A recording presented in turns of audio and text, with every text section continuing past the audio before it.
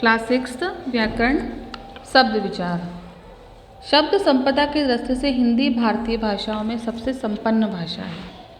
शब्द विचार, मन के भाव और विचारों को स्पष्ट रूप से व्यक्त करना ही भाषा प्रयोग का मूल उद्देश्य है। यह काम शब्दों के द्वारा किया जाता है। भाषा के निर्माण के लिए शब्दों की आवश्यकता ठीक उसी प्रकार होती है जिस प्रकार माला के निर्माण के लिए फूलों की आवश्यकता होती है।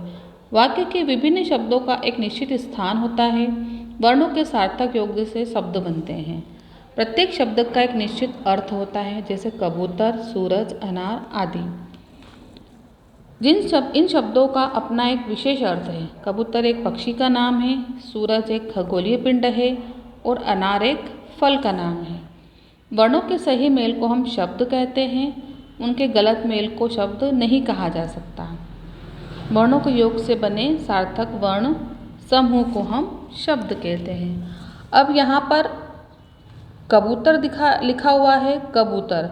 कबूतर ध्यान से सुनिएगा। क धन बू धन त धन र, क्या हो गया? कबूतर। अब इन शब्दों का एक विशेष अर्थ होता है। कबूतर क्या है? एक पक्षी, सूरज एक खगोलीय पिंड, अनार एक फल है। यदि हम कोई गलत शब्द बनाएंगे तो वे शब्द नहीं कहलाते। जैसे लबाक, अब इसका कोई अर्थ निकल रहा है? नहीं। कोई शब्द बन रहा है? नहीं। तो ये क्या हो गया? गलत मेल है। बालक, क्या इसका अर्थ निकल रहा है? हाँ, यह एक बच्चा है। यह है सही मेल। अब ही निमो, यह गलत मेल है। यह गलत शब्द है, इसका कोई शब्द नहीं बन रहा है।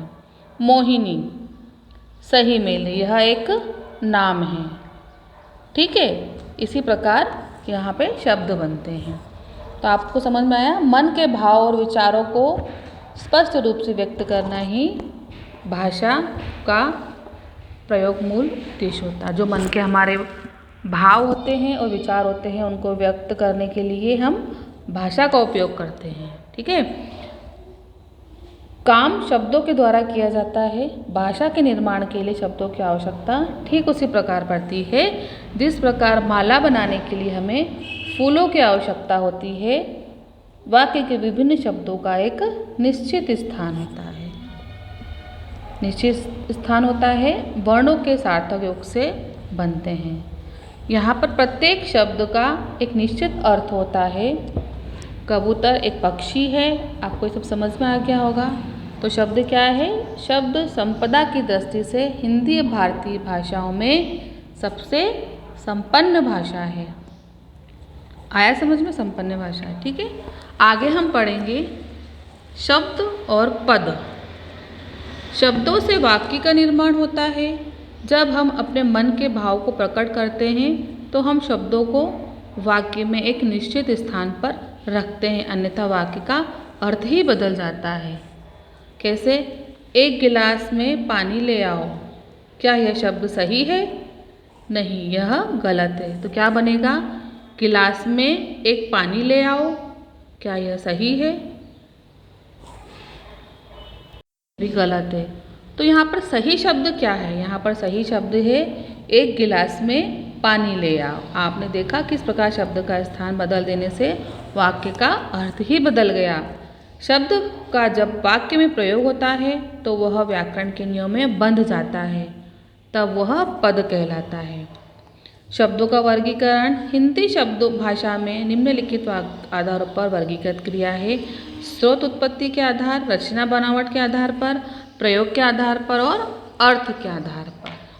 ठीक है, जिस प्रकार भोजन की थाली जब अनेक पकवानों से सजी होती है तभी खाने में आनंद आता है, उसी प्रकार भाषाओं के शब्दों के मिलने से भाषा भी सुसज्जित एवं समृद्ध हो जाती है। स्रोत से तात्पर्य है कि हिंदी भाषा में किसी शब्द का आगमन कहाँ से, किस भाषा से हुआ है। यह वर्गीकरण शब्द की उत्पत्ति या विकास पर आधारित है। स्रोत के आधार पर शब्दों के 5 भेद होते हैं: तत्सम, तद्भव, देशज, विदेशी और संकर। तत्सम शब्द संस्कृत के वो शब्द होते हैं जो मूल रूप में हिंदी में ज्यों के त्यों रहते हैं वह तत्सम कहलाते हैं। मतलब संस्कृत के कुछ शब्द ऐसे हैं जो हम हिंदी में भी उपयोग करते हैं, उनमें कोई बदलाव नहीं होता और न ही वे बदले जा सकते हैं। जैसे सूर्य, ग्रह, जल और विद्या, ये कहलाते हैं तत्सम शब्द। अब आते हैं तद्भव, जो शब्द संस्कृत से हिंदी में आए हैं पर भाषा के विकास के साथ जिन शब्दों का रूप बदल गया है। कुछ शब्द हमने संस्कृत से हिंदी में लिए हैं, लेकिन भाषा के विकास के कारण उन शब्दों का रूप बदल गया है, उन्हें हम तद्भव कहते हैं। जैसे दूध, आग, खेत, काम, घी आदि, इनके ये शब्द हैं, ये हमने संस्कृत से हिंदी में लिए, लेकिन इनके अर्थ बदल गए हैं। दूध को, सूरज को हम सूरज कहते हैं, ठीक है। जैसे तत्सम शब्द अग्नि, आग, कर्ण, कान, क्षेत्र, खेत, तत्सम ग्रह, घर, ठीक है। इस प्रकार ये शब्द तत्सम से तत्सम शब्द क्या हो, समझ में आया?